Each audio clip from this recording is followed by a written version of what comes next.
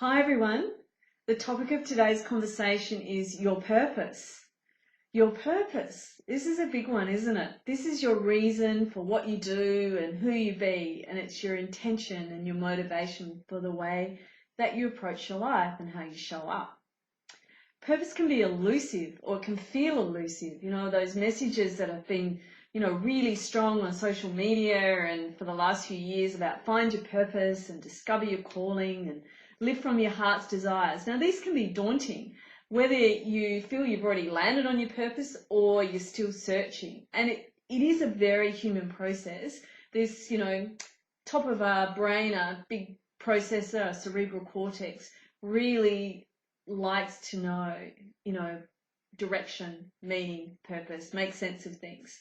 So that's why, it can feel like we've just got to have it. And that's not always, that clear or that strong.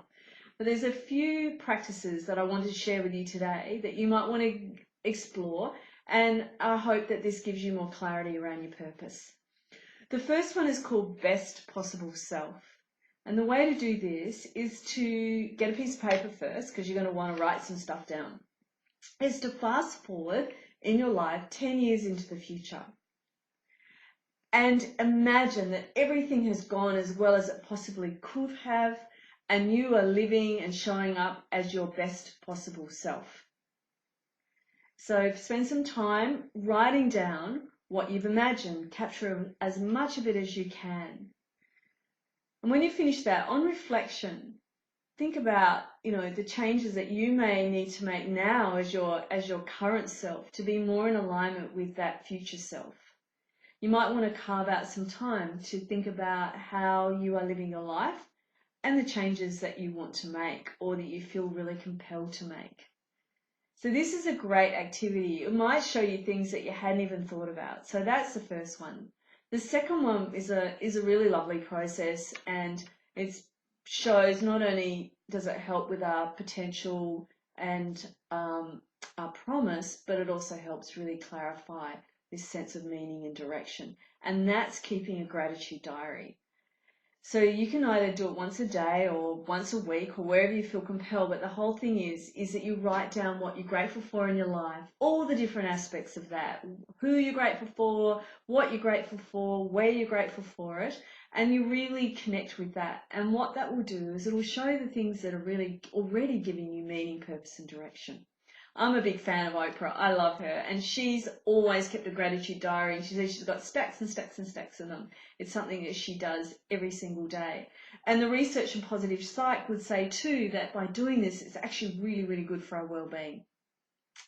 Now, the third practice is clarifying what you value, because this will really help you embrace more of who you are and, getting a sense of what your values are. So these are the things that matter to you in your life. They are how you live your life. They're like your guiding principles. Now, it's not what you say, but what you do. So if you really want to see your values in action right now, is to observe your mindset and also your behavior, how you're showing up. You might say, I really value my family, but you're actually never at home. And when you're there, you're really distracted. Well, you'd have to question, is that really your value? Or are you out of alignment with your value, which could also be, a major kind of challenge that sometimes we need to kind of do a bit of a values review to get ourselves back on track. But the good thing about values is they really help us set our priorities, and they also help us make choices. They're like kind of anchoring onto our true north. A client of mine he's a wonderful man, and he was working in the venture capital industry when we did his values, his personal leadership values. And his future values came out as innovation, intuition, resourcefulness, and succession. And when we explored what they meant for him in terms of him as a leader, what came through was that innovation was about him finding new sources of value. Intuition was about really trusting that knowing and that clarity and going with it. And resourcefulness was actually finding different avenues and ways to do things and challenge the status quo. And succession was about creating opportunities for people to grow and be really valuable. From doing his values, he realized he was off purpose and that he wasn't in the industry he needed to be in the work he was doing. It wasn't aligned with who he really was and who he wanted to be as a leader. So he is now working in the health industry. He's transforming in one of the state's health systems, doing major changes, contemporary practices, building new research facilities, creating new avenues for value, helping people to grow. He's really in his sweet spot. He's on purpose. He's deeply fulfilled with what he's doing, and he's living into his values. One of my kind of examples around values is I have a value. I still hold it, and it's called optimistic composure.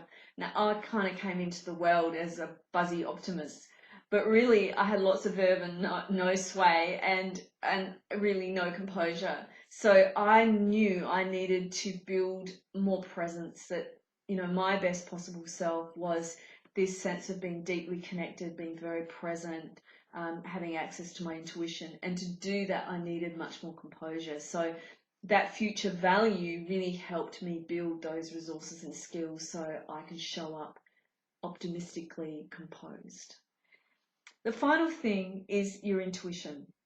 It's your guiding system. Now, to not ignore it. It will come in, it will guide you. If you're off purpose, if you're off track, your intuition will show up, trust me. Now, it's not always cymbals and bangs. It can often be a very quiet voice. It can be a clarity that you get, like a knowing of something you need to change or shift, and you may resist that, but that's your intuition. It could be that nagging voice that keeps saying, challenge that choice, that's not the right choice for you. It could be the gut feeling or that pulling towards something. All of this is your part of your guidance system. And if you're off track, your intuition will certainly show up in whatever way it does for you. And it's just about noticing it, not ignoring it, because it can lead to great suffering. So there are some practices. This is another area I just love working with purpose and helping people really, you know, align with the way that they're approaching their life and being on purpose and on values. If this is something you'd really like to explore for yourself in more depth, sign up for a consult with me and we'll do your values and we'll really get them humming for you. So thank you, everyone. Lots of love.